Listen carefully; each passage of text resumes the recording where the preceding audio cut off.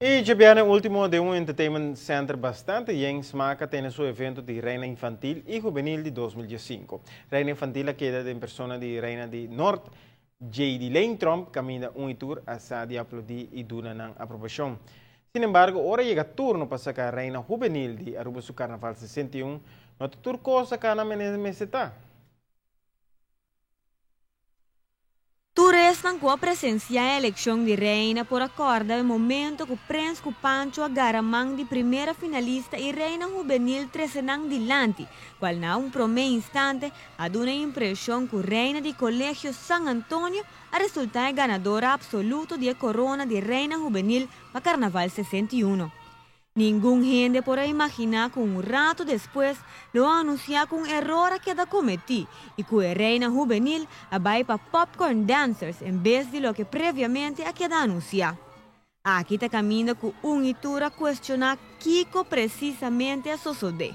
Realmente todavía un empate entre dos participantes de San Antonio y Popcorn Club. Por un reina juvenil vai over na votação de desempate, caminda jurado na vota 3-2 na favor de Popcorn Club, haciendo Janissa Maduro reina juvenil de Aruba su Carnaval 61.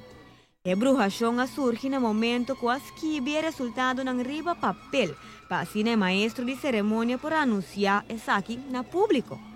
Está assina que nota de maestro de cerimônia Lázaro Bess, sino que en verdad miembro de comisión de SMAC encargado com a organização de reina, senhora Elsa Krosendijk, escribe resultado não incorreto riba papel sem verificar isso aqui.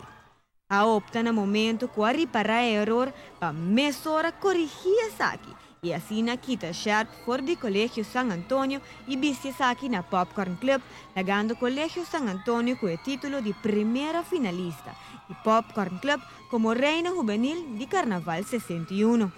Mirando un tremendo presentación de Tour 3 candidata, a TV que hará una palabra de bien na tanto segunda finalista, na primera finalista y reina juvenil 2005, señorita Janissa Maduro. Para lo que te trata, SMAC y la Comisión Organizatoria de Elección de Reina, señora Elsa Krosendijk, a salir para adelante y aceptar su responsabilidad de error cometido y en ese momento pedir retiro de la Comisión Organizatoria.